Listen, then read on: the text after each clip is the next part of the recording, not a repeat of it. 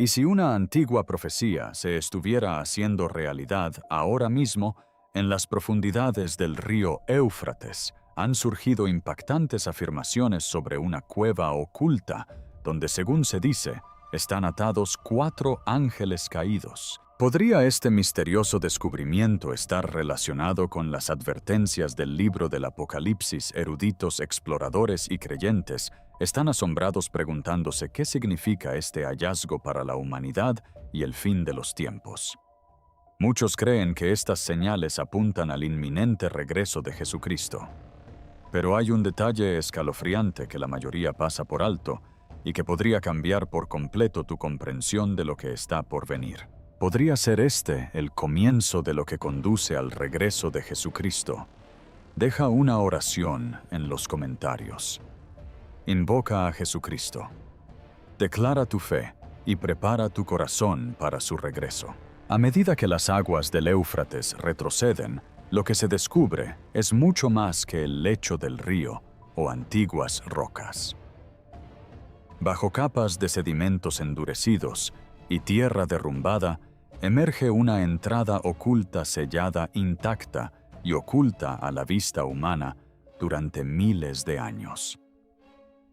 Cuando un pequeño equipo de investigadores se abrió paso con cuidado por la estrecha abertura, sus linternas revelaron una vasta cámara subterránea silenciosa, pero imponente en su presencia. Las paredes estaban cubiertas de inscripciones que ningún erudito podía identificar, símbolos que no coincidían con ninguna lengua mesopotámica conocida, como si pertenecieran a un registro histórico olvidado o prohibido. En el centro de esta cámara se alzaban 4 enormes plataformas de piedra, alineadas con una precisión inquietante que sugería intencionalidad, no coincidencia. En lo profundo de cada estructura se encontraban anillos de hierro desgastados y marcados como si algo hubiera permanecido allí retenido durante un tiempo inimaginable. Sobre ellos, talladas directamente en la piedra, figuraban seres alados distintos a los que se suelen encontrar en el arte antiguo, representados no en gloria, sino en sumisión. Sus formas estaban atadas, sus expresiones marcadas por la angustia y la resistencia. Es difícil no preguntarse qué tipo de memoria conservaban estas paredes. El parecido con una profecía bíblica específica es innegable. Apocalipsis 9:14 dice: «Sueltad a los 4 ángeles que están atados junto al gran río Éufrates». Y los 4 ángeles que habían sido preparados para esta misma hora, día, mes y año, fueron liberados para matar a la tercera parte de la humanidad. En la historia bíblica, Dios siempre ha establecido límites entre la luz y la oscuridad, la obediencia y la rebelión, la misericordia y el juicio. Desde el jardín del Edén hasta el diluvio en los días de Noé. Cuando la humanidad traspasó esos límites, la contención divina la siguió.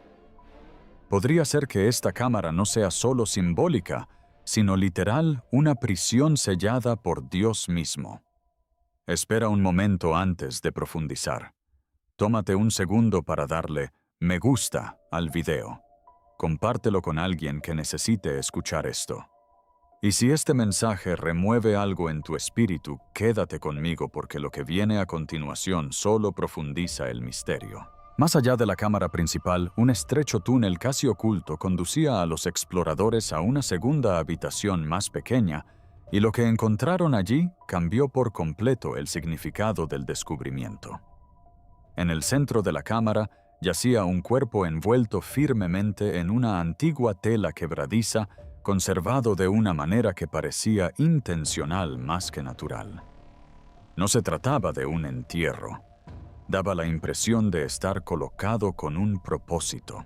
Alrededor del cuerpo se encontraban objetos que suscitaban inmediata preocupación: dagas de obsidiana, tablillas grabadas con glifos desconocidos y herramientas ceremoniales de oro y hueso. No se trataba de objetos de duelo, sino de instrumentos rituales. Su disposición sugería un techo, no un homenaje; una contención, no un recuerdo. Resulta difícil no preguntarse qué papel desempeñó esta figura en el pasado. Se trataba de un guardián dejado atrás para vigilar algo en las profundidades. ¿Un sacerdote involucrado en rituales que ya no comprendemos?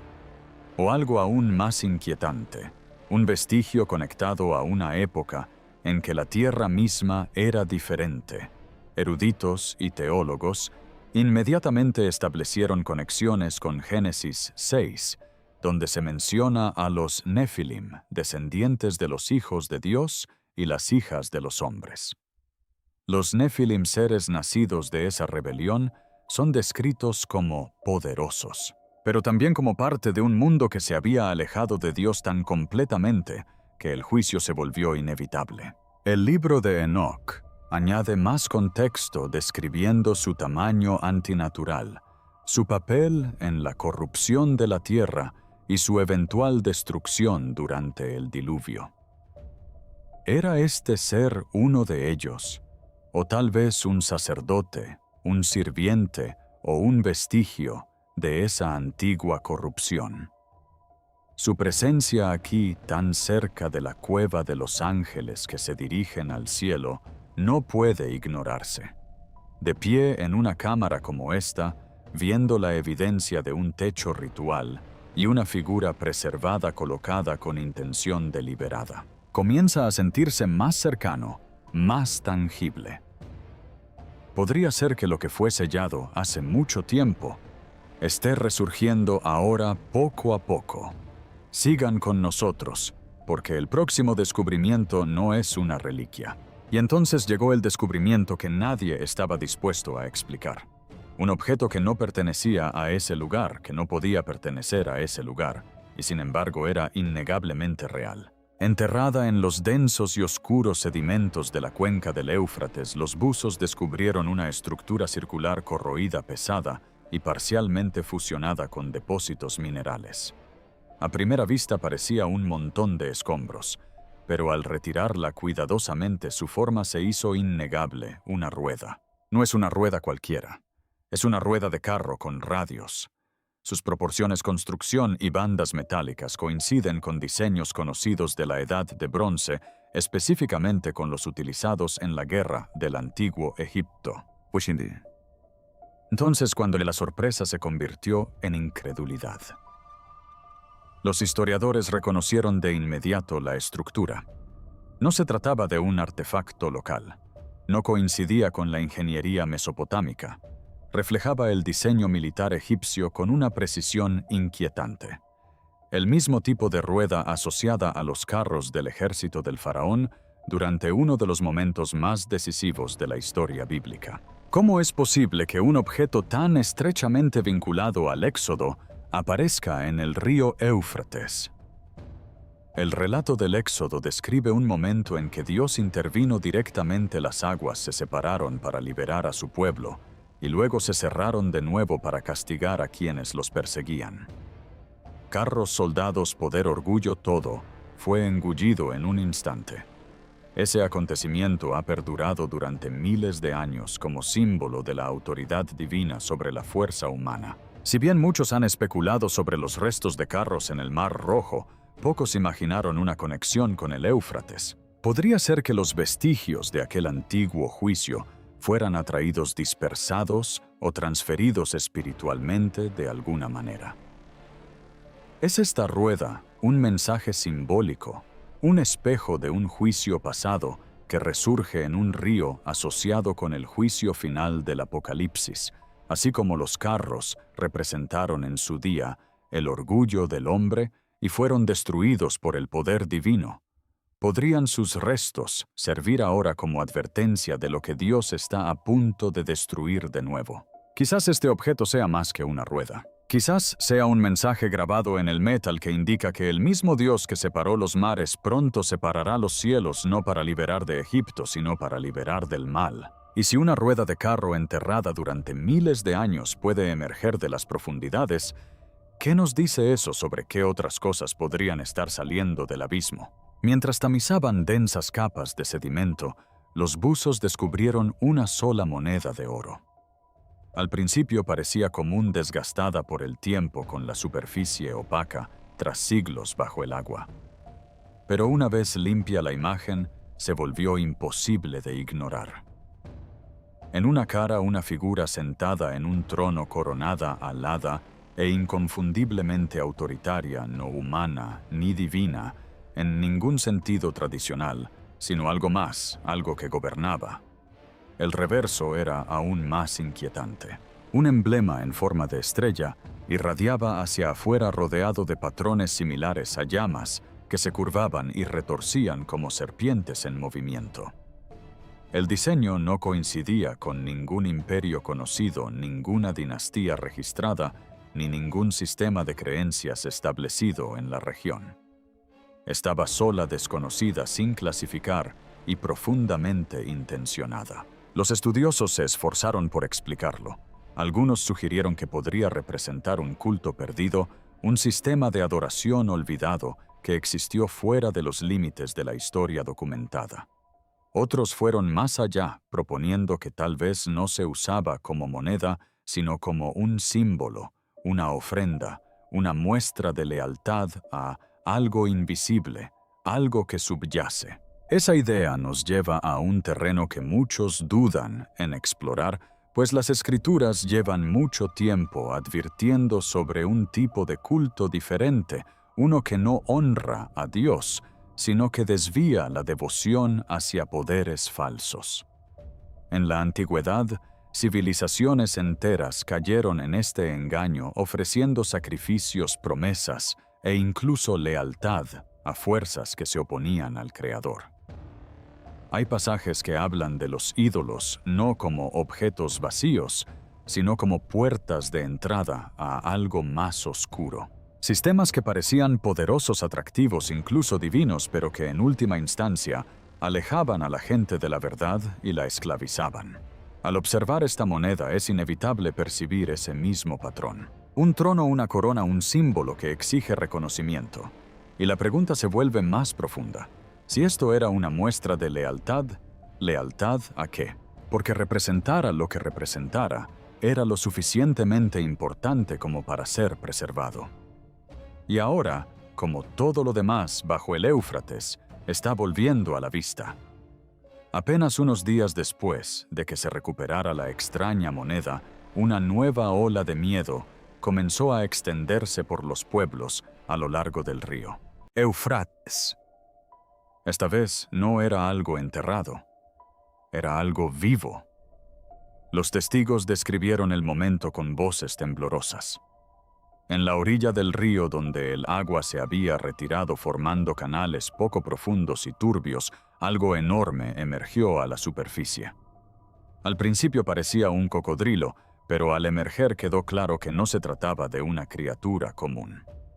Con casi 9 metros de largo, su cuerpo estaba cubierto de escamas oscuras, como una armadura que reflejaban la luz en patrones irregulares. Sus ojos ardían con un intenso brillo rojo, y sus movimientos eran violentos, casi antinaturales, abriéndose paso entre los juncos antes de desaparecer de nuevo en las profundidades con una velocidad aterradora. Algunos afirmaron haber visto marcas en su lomo, líneas y formas que no se parecían a patrones naturales, sino a algo tallado, algo deliberado. El miedo se extendió rápidamente, no solo por su tamaño, sino también por el momento en que ocurrió. Génesis describe un mundo que alguna vez estuvo al borde de la corrupción total. Un tiempo en que el orden que Dios creó se había alterado no solo en los corazones de los hombres, sino en todos los seres vivos. El texto dice claramente: toda carne corrompió su camino sobre la tierra. Esa frase siempre ha tenido peso. Sugiere algo más profundo que una falla moral, algo que afectó la esencia misma de la creación. Eruditos bíblicos y teólogos señalaron Génesis 6:12, que dice que toda carne corrompió su camino sobre la tierra. Escritos antiguos sugieren que en los días previos al diluvio, los Nefilim, descendientes híbridos de ángeles caídos y mujeres humanas, provocaron una corrupción genética generalizada, no solo en la humanidad, sino también en los animales. ¿Podría este monstruoso cocodrilo ser un superviviente de aquella era antigua? una reliquia genética del mundo prediluviano, conservada en la oscuridad bajo el Éufrates. Su aparición en este momento, cuando el río se seca y la cueva queda al descubierto, no puede considerarse una coincidencia. Podría ser una advertencia viviente, un presagio de lo que sucede cuando las antiguas prisiones comienzan a abrirse y la tierra empieza a recordar los horrores que una vez enterró. A medida que las aguas del Éufrates seguían retrocediendo, dejando al descubierto más de lo que había estado enterrado bajo su superficie, surgió un último descubrimiento cerca de la entrada de la cueva sellada. Un objeto que no solo tenía peso histórico, sino también un inconfundible significado espiritual. Medio enterrada, en el lodo erguida como si hubiera sido colocada deliberadamente, los arqueólogos descubrieron una estatua de piedra diferente a cualquier otra encontrada en el yacimiento. A primera vista se parecía a una reliquia típica de la antigua Mesopotamia. Pero a medida que se retiraban las capas de sedimento, la atmósfera alrededor del descubrimiento cambió. La figura estaba sentada en un trono con una postura rígida y autoritaria, con ambas manos extendidas como si aún esperara ofrendas. Una corona con cuernos se alzaba nítidamente de su cabeza, y detrás de ella, un disco circular tallado enmarcaba su presencia como un halo de poder artificial. Bajo la superficie, grabado en la piedra con escritura antigua, se encontraba un nombre que ha rondado las páginas de las escrituras durante generaciones, pero esto no era solo un artefacto de una cultura olvidada. Esto tenía una conexión directa con uno de los engaños espirituales más peligrosos que Israel jamás haya enfrentado.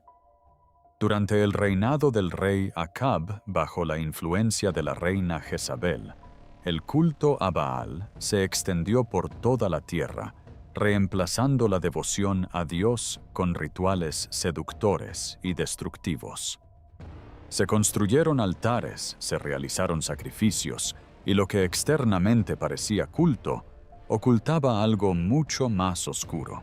El enfrentamiento más impactante tuvo lugar cuando el profeta Elías se presentó solo en el Monte Carmelo frente a cientos de profetas de Baal. Clamaron desde la mañana hasta la noche, realizando sus rituales, implorando a su Dios que respondiera, pero nada sucedió. Ni una voz, ni una respuesta, ni un poder. Entonces Elías se adelantó, reconstruyó el altar del Señor, lo empapó de agua y oró. Y en ese instante fuego cayó del cielo, consumiendo todo a su paso, sin dejar lugar a dudas sobre quién ostentaba realmente la autoridad. Ese momento no fue solo una victoria, sino una advertencia, una revelación de que la falsa adoración no solo engaña, abre las puertas a algo que se opone a Dios mismo. Ahora de pie ante una estatua como esta, que resurge de las profundidades del Éufrates, justo cuando otros descubrimientos inexplicables están saliendo a la luz, la conexión se vuelve imposible de ignorar. Porque Baal nunca fue solo un nombre grabado en piedra. Representaba un sistema de rebelión, un patrón donde la humanidad se aparta de la verdad y abraza lo que parece poderoso, pero que en última instancia conduce a la destrucción. El profeta habló de un tiempo en que esta confusión regresaría, cuando las líneas entre la verdad y el engaño se desdibujarían una vez más, cuando la gente comenzaría a aceptar aquello contra lo que Dios ya había advertido. Y al observar este momento ahora, esta estatua emergiendo este río revelando lo que antes estaba oculto, es difícil no sentir que algo ancestral no solo se está desenterrando, sino que se está recordando. Y si los símbolos de rebeliones pasadas están resurgiendo de la tierra, entonces la cuestión ya no es de historia. Se trata de si estamos reconociendo la advertencia antes de que sea demasiado tarde.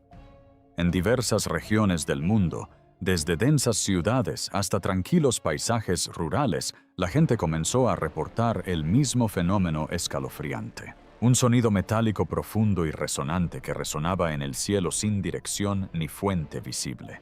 No se parecía a un trueno ni a maquinaria, ni a ningún fenómeno atmosférico conocido. Los testigos lo describieron como estratificado, casi estructurado, como una llamada más que un ruido.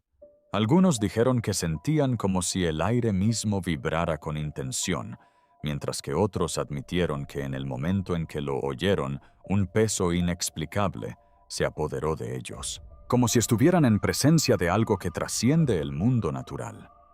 Lo que hace que este fenómeno sea aún más inquietante es su constancia. El sonido se ha registrado en diferentes países, en diferentes climas y en diferentes momentos. Sin embargo, conserva el mismo tono, la misma profundidad, la misma cualidad antinatural. Los científicos han intentado explicarlo mediante el movimiento de las placas tectónicas, las ondas de presión atmosférica o los ecos industriales lejanos. Sin embargo, ninguna de estas teorías explica por completo la claridad, la duración y el impacto emocional que describieron quienes lo oyeron. Es difícil no notar que si bien se ofrecen explicaciones, ninguna parece resolver la cuestión central. ¿Por qué ahora? Porque cuando las escrituras hablan de sonidos, rara vez lo hacen sin un propósito. En el libro de Josué, antes de que cayeran las murallas de Jericó, se ordenó al pueblo marchar en silencio durante días hasta que los sacerdotes alzaran sus cuernos y el sonido rompiera el silencio.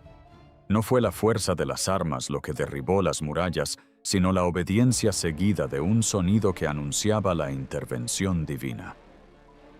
Ese momento nos enseña algo profundo.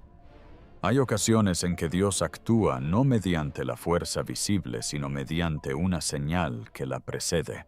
Y luego está el momento descrito en los escritos del apóstol Pablo, donde habla de un acontecimiento futuro que no comenzará silenciosamente.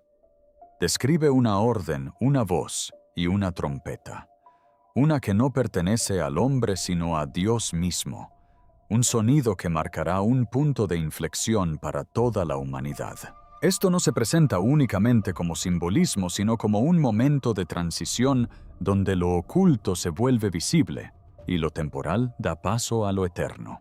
Así pues, cuando estos sonidos comienzan a resonar por toda la tierra, en nuestros tiempos, en un mundo que ya presencia acontecimientos inusuales, cambios ambientales y una creciente tensión, resulta difícil no detenerse a reflexionar sobre su significado, no como incidentes aislados, sino como parte de un patrón.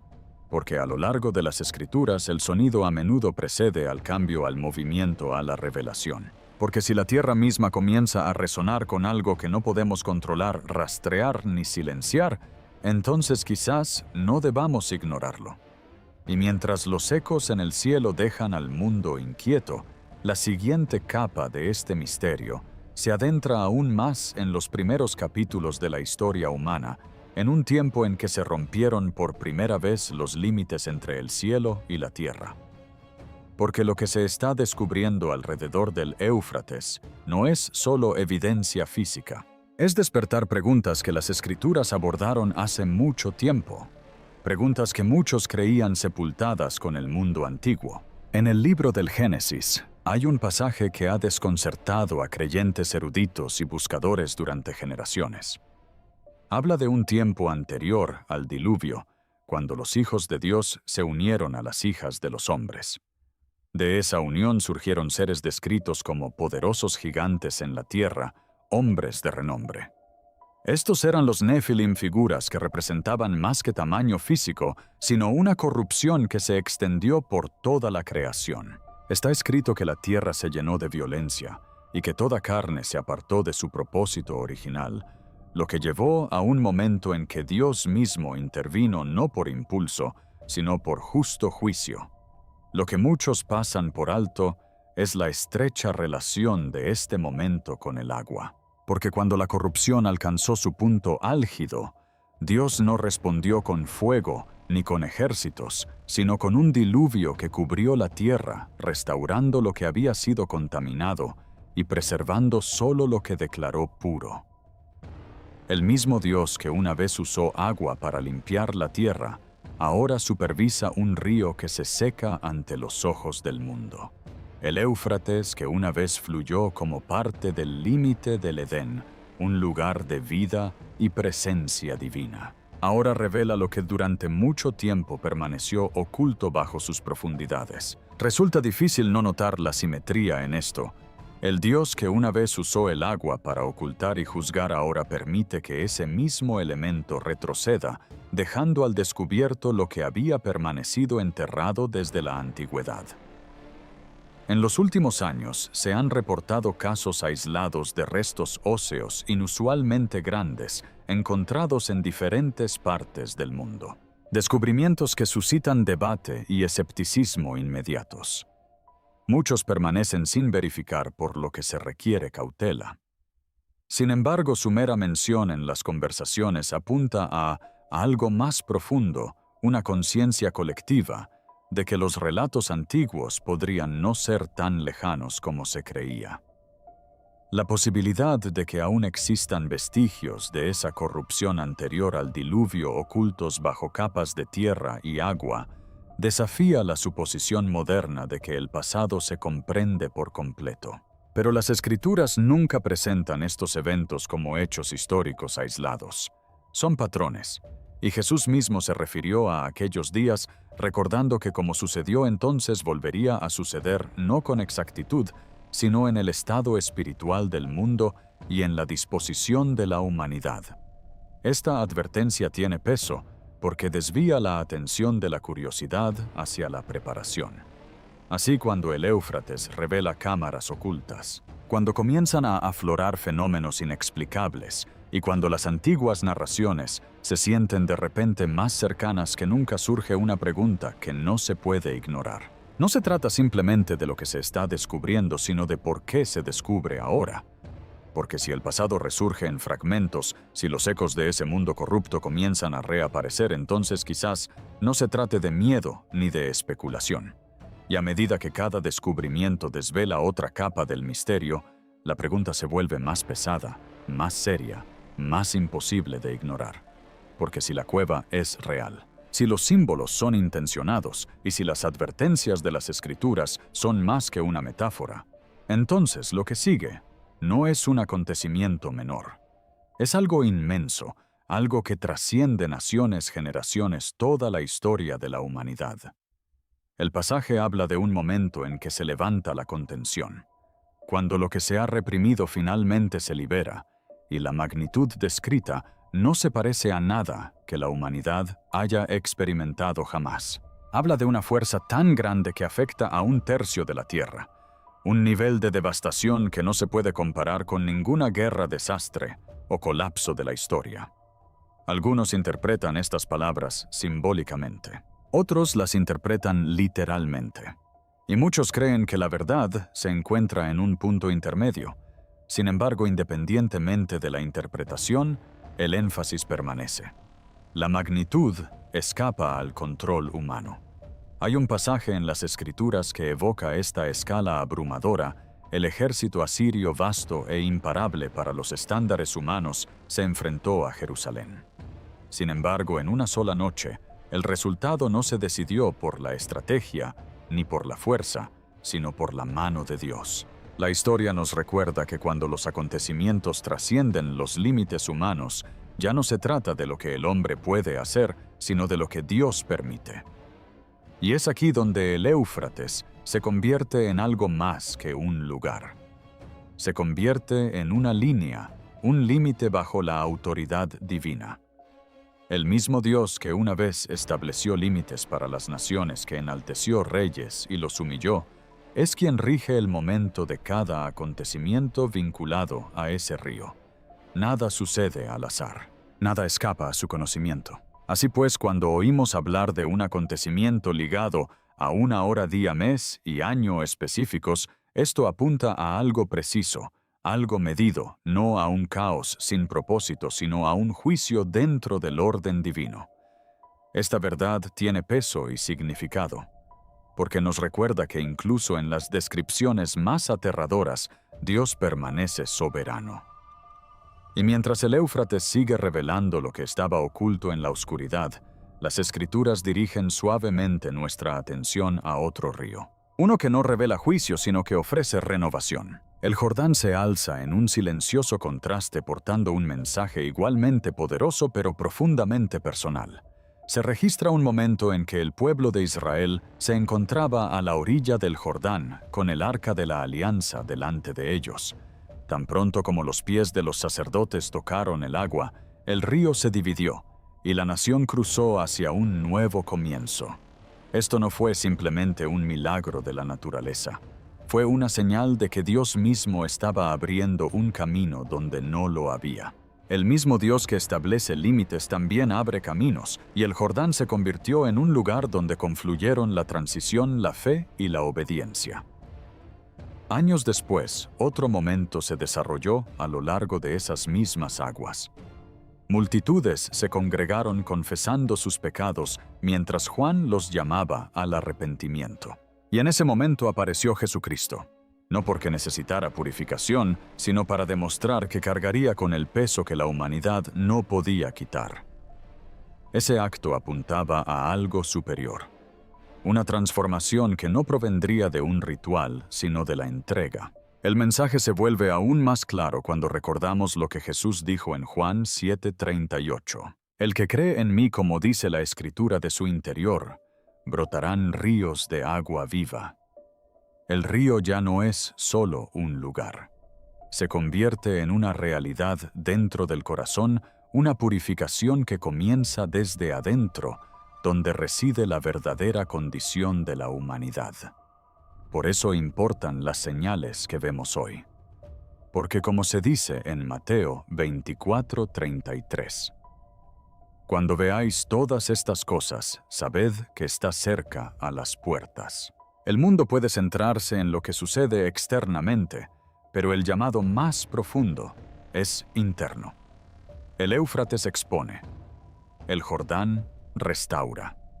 Y entre estos dos ríos, Dios revela tanto la verdad como la misericordia.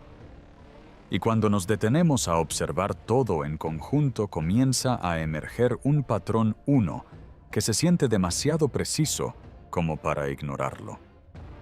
El Éufrates no se está secando simplemente como parte de un ciclo natural. Está revelando, descubriendo, exponiendo paso a paso lo que ha estado oculto bajo sus aguas durante generaciones. Primero retroceden las aguas, luego aparecen estructuras antiguas, se hacen visibles símbolos de contención, se reportan criaturas e incluso los ídolos resurgen del polvo. Esto no es casualidad, esto es convergencia. Consideremos ahora el Éufrates, un río que Dios mismo estableció como límite mencionado en el Génesis como parte de la tierra designada, ahora se presenta alterado ante el mundo. Esto no está fuera de su autoridad.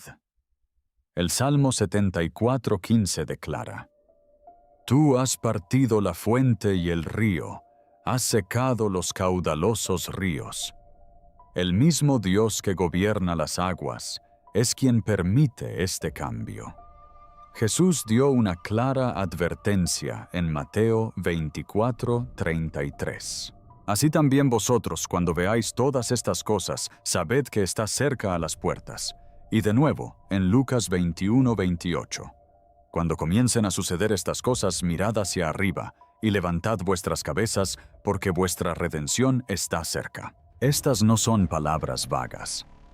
Son instrucciones destinadas a despertar, no a confundir. Si has permanecido conmigo hasta este momento, gracias de verdad. Y si algo en tu espíritu se ha removido, no lo ignores. Señor Jesucristo, venimos ante ti con corazones humildes, en un mundo lleno de señales que no podemos comprender del todo. Pedimos sabiduría, discernimiento y verdad.